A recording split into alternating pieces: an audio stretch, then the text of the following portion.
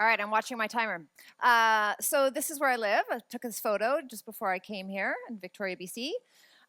Won't spend too much time. A couple interesting things. My dad was Czech, and he taught at the University of Prague, so I have a Czech connection.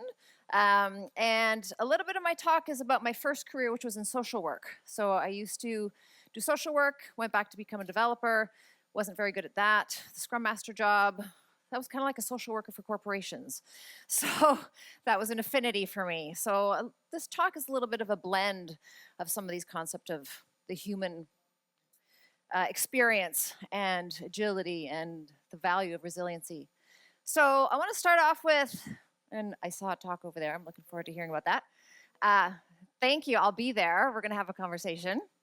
Agile is dead. Because there is a bit of a downturn. Now, I've seen this downturn before, because I've been doing this for over 20 years. So right now it's less cool, and people aren't taking as many classes, and is Agile dead, and is there something better? So that's kind of an interesting piece of it. Resiliency, maybe we need to change our conversation. I heard a few people talking already about let's not lead with practices and all that stuff, but let's lead with the value streams and the things that we want to get out of it. So let's just jump in. If you Google Agile is dead, this is what you might find. There's a lot of stuff around this topic. Is it going away? Is it not cool anymore? I did a topic similar to this in 2011 called Agile à la mode in French. In other words, is this just a fashion? So I had this conversation over 10 years ago about are we all doing this just because it's popular? It is happening. We're hearing about people getting laid off that have the title Agile Coach. So there's certainly a trend happening here. I had some conversations with people last night about their jobs changing or getting rid of Scrum Masters or making Scrum Masters team leads. We've shifted away. One of the reasons why we might think Agile is dead is because we're too focused on practices and not on kind of a different way of being, and so focus too much on, hey, are we doing a daily Scrum meeting or not? So transformations didn't fail. I've done some Agile transformations. That was my work at the Gap, Chief Agilist. Transforming organizations, usually from waterfall. And why did a lot of these transformations fail? I'd love to have that conversation with people. But one of the themes that I've seen is this move of just practices, right? So talking about, well, are we doing this practice and are we ticking this box? And so when Agile becomes more than just ticking the boxes, that might be one of the reasons why this has fallen out of favor. Ron Jeffries apologizes that, I'm sorry. And when I see this statement, what it means to me is so many of the people that I work with are focused on points and the definition of success being, did we deliver the points that we promised to deliver, and is the burn-up chart accurate? And so I think it's kind of interesting. That's my take on this, is Ron says he's sorry that he's put so much focus on points and stories and forecasting and those same beliefs about being able to predict the future. Right? We want to be agile as long as we're on time, on budget, on scope. Go ahead and iterate as much as you want. So I'm still hearing that discourse with some people and some organizations. Jim Highsmith talking about the Agile is dead thing. It's just a bunch of check boxes, right? And we forgot the part about flexibility and collaboration. And one of the tensions that I think Linda was talking about is that collaboration piece and intelligent teams. And this apparently is the source of the person who started this conversation about Agile is dead. And so Agile is not what you do, it's how you do it. And I think one of the problems that we've gone into is we're focused too much on the practices, and how we do it is more important, or being right. I like that conversation about right and wrong in our first keynote. And there's one right way to do things, and it's this practice. I worked for someone who gave out bonuses based on whether their engineers did test-driven development. If you did test-driven development, you got a bonus, and if you didn't. So too much on the what as opposed to what we're doing. So the entire purpose is it's a verb, and how do you behave, and that's more in the the realm of agility than, which tick box or which practice, and our story points better. So that might be something to kind of take away from on this talk. So that's a little bit of the context for, hey, why isn't Agile as cool as it used to be, or currently not cool, and maybe it'll be cool again, because that's happened before. And maybe we need to talk about some of the value behind that, and resiliency came up for me a lot. So maybe it comes from my social work background and the value of resiliency. And so our ability to, change on a dime for a dime is one definition, and over here is our ability to recover from challenges. And what I've seen in some of the traditional stuff is we want to predict the future. We want to avoid all challenges to the plan, right? So if we plan correctly, then we'll be right, and then we won't have to worry about problems because we've planned it out so well. So we want to avoid that. And I want to talk a little bit about, is resiliency a good thing? And how do you become resilient? And you become resilient through challenge. So think about, how do you make a child resilient? How do you make a team resilient? How do you become resilient? Whether it's physically resilient, you go to the gym and you are stronger, or whether it's going through something that you hadn't expected and your ability to recover from that. So we value resiliency, but we can't be resilient without having challenges. So if you protect yourself and you never have any challenges, then when something bad happens, it's going to be maybe a lot harder for you to recover from that. So this is an interesting research that I was surprised by. Biodome, trying to figure out how to live on a different planet. And so getting people to live within a bubble to see if that can work somewhere else in a different place. And one of the consequences, an unexpected consequence that they discovered as they're trying to live off their own food and all those kinds of things, is the trees started falling down. So the same kind of tree outside the biodome started falling down in the biodome. They couldn't figure it out. And they discovered that because there's no challenge, there's no pressure, there's no wind, there's no horrible storms, and therefore the root systems didn't have to go as deep because there was no wind pushing on the trees to create that pressure that then made them go further out and root even further. So interesting kind of example of how do you build resiliency? It's by having those challenges that you have to navigate. And maybe you can plan for them, maybe you can't. So this person here did a whole bunch of research on education. Interesting, one of the most popular TED Talks. I recommend you have a look at it. And so if we're looking outside of the world of software or product development, do schools kill creativity? Do organizations kill creativity? Has anyone ever had an innovation bonus? Right, come up with ideas. We want our teams to innovate as long as you don't fail in any of your innovations. So if you're not prepared to be wrong, you'll never come up with anything original. Think about your retrospectives. How comfortable are people saying what went wrong? And is it okay to fail? Is it okay to put your hand up and say, I really messed up last week. I killed the build. Nobody could check in for hours or days or whatever it was. Is that okay? Or does that get noted down and no promotion for you? And then you know that, right? So we need to create organizations in order to be resilient in our delivery of products where it's okay to be wrong, fail friendly. We've heard about that for a long time. So his highlights are embrace mistakes. I like the Spotify models. I'm sure some of you have seen it, where they have the fail award of the week. So everyone gets to talk about their biggest failure, and the best one gets a prize. How do we do that in organizations where we create and embrace mistakes? That exploration is possible. And do you have room for that, though? Yeah, we're all about exploration as long as you get your 20 points done.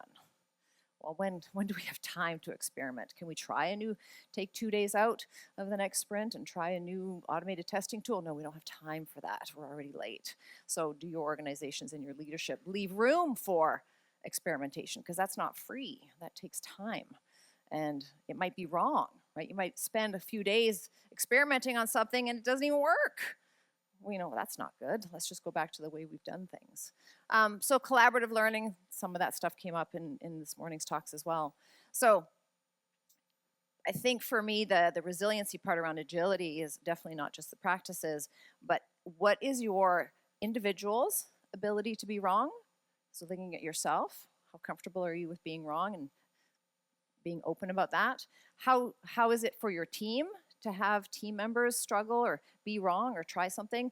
And how does your organization, and I often think about leadership, how are they with teams or individuals struggling or failing or making a mistake or breaking something? I'm sure you've heard of Henrik's reduce the blast radius. So make failing safer whenever you can. So there's lots of different ways that you can do that, but I just wanted to show you an example of how can we make, failure okay, be prepared to be wrong. Well, there's technical ways of doing that, and there's delivery ways of doing that. So make sure that you build that into your organization so that you can fail without, having a massive outage. Although when I worked at the Gap, when I got there, I said, why do you want to do this, be agile and do these practices? And they said, well, half the time that we go to in production, the website goes down and we don't sell any t-shirts. That's a pretty bad problem, 50% of the time. Whoop, sorry, coming back soon, Gap will be back soon. So reducing that problem so that you can deliver more frequently. So leadership roles around it. So good leadership, resilient organizations are ones that can adapt quickly. So I often see teams, using Scrum or various agile ways of working, they're quite adaptable, but they're in an annual budgeting cycle, an annual portfolio planning with set things, or it's nigh on impossible to get more funding and to add stuff to a project. So I see a lot of iterating teams, but an organization that is not at all willing to change things until next fiscal year we can change. And so looking at those levels of, and I see a whole bunch of things over there around leadership stuff, which I'd like to explore a little bit for. What's the role of leaders in that in resilient organizations? So double down on what's working and keep what's not. So this is classic retrospective, right? What's working, what's not, let's do more of, less of. Is that actually happening in your organization, not just at the team level, but at the organizational level? Are you stopping the way you do annual reviews? Are you changing fundamentally how, whatever it is, technology basis, anything? Are those big changes happening, or are you just like, oh, it'd be nice if we had better colored Post-it notes, right? So what level of doubling down on what's working, what's not? Interesting conversation about diversity of teams, right? What are you willing to do in your organization to get more women in your teams? Are you willing to fundamentally change your recruiting and hiring processes? This is hard, right? Double down on what's working, getting rid of what's not. And just the consequences of change. So I'm dating myself now. Did anyone have a Blockbuster card here? Thank you. One person in the crowd. Wow. And they had the market, right? So again, business agility and resilience. They had the market. Change coming, unexpected change. What do you mean you're not renting DVDs anymore and you have them for 3 days and late charges and all that stuff? How is this possible? No, we're going to keep on going. Kodak, same thing, right? Oh, we're just going to keep selling film. That's where we make our money. And if you don't respond to that change or respond fast enough, then bye, right? Blockbuster's gone, 100% gone. So the consequences of not being able to respond quickly and becoming resilient in that, and then be willing to fail. So the fail factor is really important in our ability to make mistakes. So I always talk about, can you avoid failure? And can you innovate without failure? And can you build an airplane if no one's ever built an airplane without crashing little airplanes? Or you're drawing on a piece of paper, does that actually work when you put canvas on wood and jump off a little cliff? So you have to be able to fail to be able to innovate. That's where the learning comes from. That's where learning organizations are created. So if you don't have a fail-friendly organization, or one that avoids all challenges so that we are protecting ourselves from any possible risk, then you've got a missed opportunity. And then you're going to be the tree, right? You fall down easily. Netflix shows up, you're dead, because you don't have that ability to respond and to adapt. This is a big conversation a lot of us have with our our teams and our organization about waterfall versus agile, right? Predictability is high value. So can we predict the future? And I have this debate often about, of course we can. If you're a good enough business analyst, you'll know what the customers need. You know, if you're a good enough developer, you'll know how to estimate accurately, whatever the case may be. And we can't predict the future. That's why we iterate, so that we can ask ourselves, what should we do next? One of my favorite examples of somebody telling me, oh yeah, we've been doing Scrum for 3 years and we're going live this week. Like, but you haven't been doing Scrum. No, we're on, sprint number, whatever, 112 or something. Because they believe that they're right. So we're going to iterate internally. They're going to love this, aren't they? Oh yeah, they're totally going to love this. Great. Sprint number 108. What should we do next? They're going to love this. And then we let them go, right? So we're so confident that we're right that we think that we can predict the future. Or that our customers, we assume our customers are right. I would, argue, have a look in your closet, your garage, your garden shed, and tell me that you use everything that you've bought. Have you? No. So you think you want something, you think that a product is valuable, you might spend some money on it, and then you use it once or twice and go, that didn't really work for me, right? So this, to me, is at the heart of being a resilient organization and team, is to say that, have that humility to say, I might be an expert, but I don't know it all. I don't actually know what my customers need. I can't possibly know all the things, whether I'm a product owner and I think I know the business. I don't know. They don't even know what they need. So some level of humility in that makes it a little bit more friendly to be able to fail. So recapping, resilience comes from challenges and change. Don't try and avoid them. Have openness. One of the 5 Scrum values, right, is openness, courage.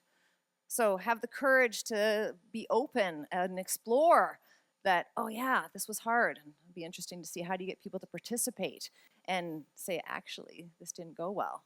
In organizations that are hierarchical, or where you have different communication styles or different personality styles. So how do you make sure that people are sharing that so that you can identify what those things are? Because if they're quiet, then you're never going to be able to deal with them. I like the and instead of or for the manifesto. So if I bring that idea from the keynote, we can't often plan predictably. It doesn't mean that we don't plan, we do, but let's not lock it down. You better do those 20 story points, or you're staying until Friday night at midnight until you get it done, or cutting quality, whichever one you want to do, or maybe a blend of both. So we can plan, but you can't plan predictably, right? So stop with this estimation accuracy stuff. We want to learn and innovate. It's hard to succeed without failure. So how do we learn and adapt? And in non-innovative organizations, they just stop coming up with ideas because they know that if that idea doesn't work out, they're going to get in trouble. So when we say, how can we be better? It's quiet, because I don't know for sure. So if you have silent retrospectives, that might be part of the problem. So to make an organization more resilient, meaning being able to quickly sense and respond to change, consider agility in that. So this is about not changing the discourse, but maybe adding to the discourse. Instead of Agile first or Scrum first or whatever it is that you're proposing, talk about the why. Do you actually have a challenge? What is that? And do we want to just make an organization more resilient and stronger so that if there will be a storm, that the tree will stand? And do we value resiliency in an organization? And if we do, then here are some things that we might want to consider in order to be resilient. So I'm not saying like just change the word, because I've had experiences where we call it commando Scrum, right? You can go in there, you just can't use the word Agile or Scrum, but just work the way you do it, deliver the product, but shh, right? And I'm sure some of you have had that experience. We're a little bit in that, another one of those sort of modes, I think. And so maybe if we add to the conversation, do we value resilient organizations? Do we want to be resilient? Do we want to be able to do that? Then we can pull in some of those concepts that help us become resilient. So where would you start if you're talking to organizations about resiliency and agility? So how do we do that fail-friendly culture so that they're open for innovations? This is easier said than done. It's often a very popular thing, but how do you actually make that okay? And leadership is key in this. Lead by example. I'll give you one concrete example from a client. She was, the leader of a platform, had, I don't know, over 100 people, and she applied her own requests of her teams to, retrospect, and she had a suggestion box. And once a week, she would stand up on a little stool and pull things out of the suggestion box that were anonymous to leadership, messages to leadership from people on her thing. That is courage. That is openness. That is willing to fail and be told that you're not doing good because somebody just said this. I love that, of how can you create in an organization. A lot of people said on the Mentimeter, right, I'm a leader. Then lead by example, fail by example. It's okay to hear something bad. It's okay to be open if you want others to be open. Follow an iterative process, iterate quickly. So don't do the, hey, we've been doing Scrum for 3 years. That's not really iterating quickly. Alistair Coburn says, in one of his talks, don't just demo every sprint, deliver every sprint. So ask yourselves how often you're actually delivering to real customers, not just stakeholders within your organization that have opinions. So considering that frequency of delivery. And then check your results, transparent to the point of, and I love this one, painful clarity. So what I say is openness until the point that it's uncomfortable. Can we have organizations, teams, and organizations where we can have discourse that is painfully clear? In other words, I'm going to be so transparent that it's uncomfortable. That's the zone that I like to go into. I'm not trying to cause discomfort, but if it's comfortable feedback, it's probably not open enough. It's not transparent enough. We think of the pillars of Scrum, one being transparency. If it's comfortable, then we probably need to move it a little bit more to the other side. So, focus on resiliency over practices. So how can your organization become more resilient? What are the things that you can build in? And then pull in those practices as needed and change them, right? Again, get rid of stuff that's not working. If you're using story points and you don't like them, then drop it, right? There's the whole I remember going to some talks about the no estimation movement. Sure, try that, right? Whatever, try something different. Maybe that works, maybe it doesn't. So don't just get stuck in the Scrum is the only way, or points are the only way, or this is the one way to do. We have to have product owners. We change it. So being open to that.